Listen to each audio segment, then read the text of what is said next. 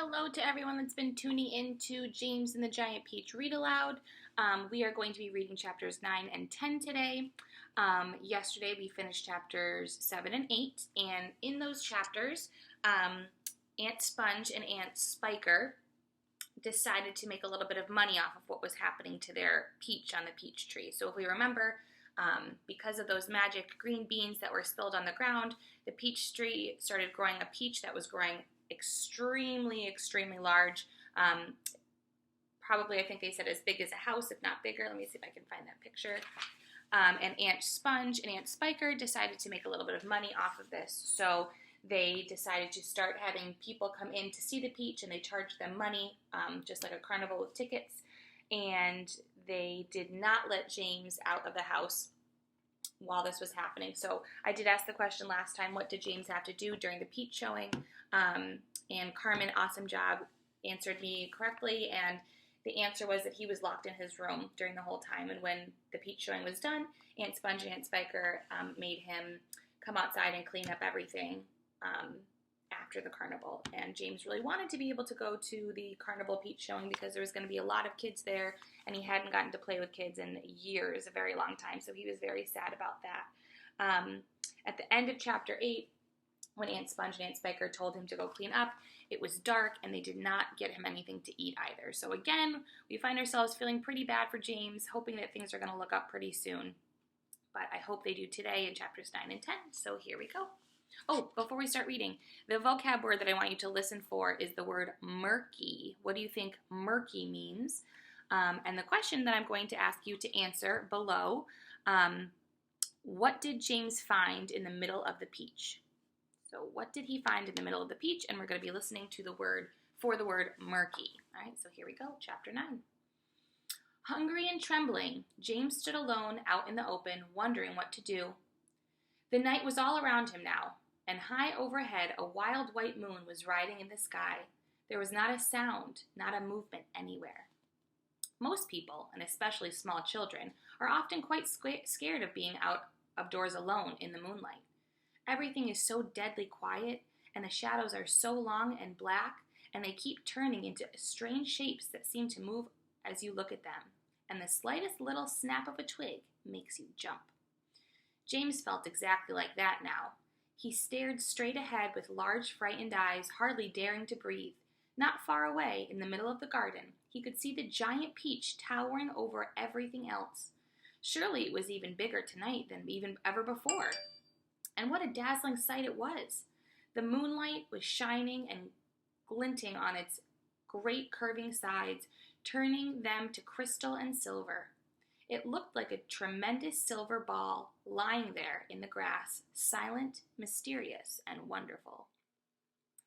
And then, all at once, little shivers of excitement started running over the skin on James's back. Something else, he told himself. Something stranger than ever this time is about to happen to me again soon. He was sure of it. He could feel it coming.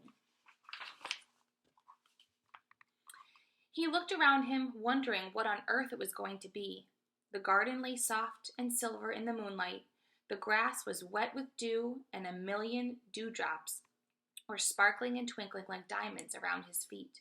And now, suddenly, the whole place, the whole garden, seemed to be alive with magic. Almost without knowing what he was doing, as though drawn by some powerful magnet, James Henry Trotter started walking slowly toward the giant peach. He climbed over the fence that surrounded it and stood directly beneath it, staring up at its great bulging sides. He put out a hand and touched it gently with the tip of one finger. It felt soft and warm and slightly furry, like the skin of a baby mouse. He moved a step closer and rubbed his cheek lightly against the soft skin. And then, suddenly, while he was doing this, he happened to notice that right beside him and below him, close to the ground, there was a hole in the side of the peach.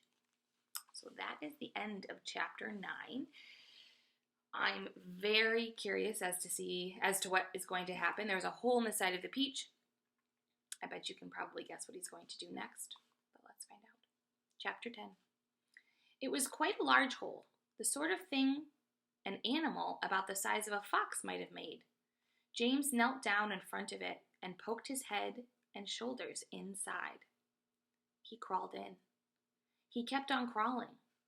This isn't just a hole, he thought excitedly. It's a tunnel. The tunnel was damp and murky, and all around him there was the curious, bittersweet smell of fresh peach. I'm going to reread that sentence because our vocabulary word was in it.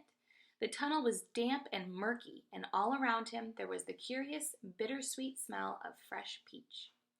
The floor was soggy, and under his knees the walls were wet and sticky, and peach juice was dripping from the ceiling. James opened his mouth and caught some of it on his tongue. It tasted delicious. He was crawling uphill now, as though the tunnel were leading straight towards the very center of the gigantic fruit. Every few seconds he paused and took a bite out of the wall. The peach flesh was sweet and juicy and marvelously refreshing. He crawled on for several more yards, and then suddenly, bang! The top of his head bumped into something extremely hard, blocking his way. He glanced up. In front of him there was a solid wall that seemed at first as though it were made of wood. He touched it with his fingers. It certainly felt like wood, except that it was very jagged and full of deep grooves. "Good heavens," he said. "I know what this is. I've come to the stone in the middle of the peach." Then he noticed that there was a small door cut into the face of the peach stone. He gave a push. It swung open. He crawled through it, and before he had time to glance up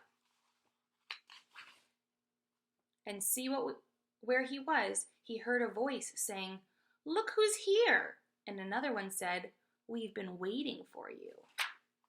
Here's a picture of the inside of the peach. That stone that he's referring to, can you guess what that is? The hard grooved thing in the middle of a peach is the peach seed. "We've been waiting for you."